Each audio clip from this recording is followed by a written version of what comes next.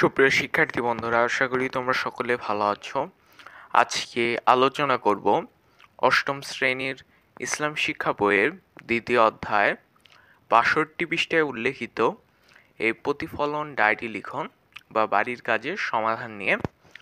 দেখো, এখানে কি করার কথা বলা হয়েছে, যেসব কার্যক্রমের মাধ্যমে হজের ফরজ, ওয়াজিব, সুন্নাত আদায় করা হয়, তুমি তোমার শিক্ষকের নির্দেশনা মোতাবেক নিচের ছকটি পূরণ করো।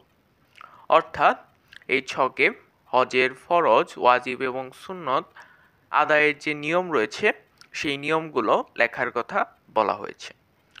চলো আমরা এই ছকের নমুনা সমাধান দেখি। প্রতিফলন ডায়েরি লিখন এর সমাধান দেখো। প্রথম, হজের ফরজ কি কি আদায় করতে হয়। ১. হজের নিয়তে ইহরাম বাঁধা। ২. ৯ তারিখ আরাফায় অবস্থান করা। ৩. ১০ থেকে ১২ জিলহজের মধ্যে তাওয়াফে জিয়ারত করা। এখন হজের ওয়াজিব যে বিষয়গুলো আদায় করতে হয় সেগুলো হলো: মিকাত পার হওয়ার আগেই ইহরাম বাঁধা, ৯ তারিখ সূর্যাস্ত পর্যন্ত আরাফায় অবস্থান করা, ৯ তারিখ রাতে মুজদালিফায় অবস্থান করা, সাফা মারোয়া সাই করা।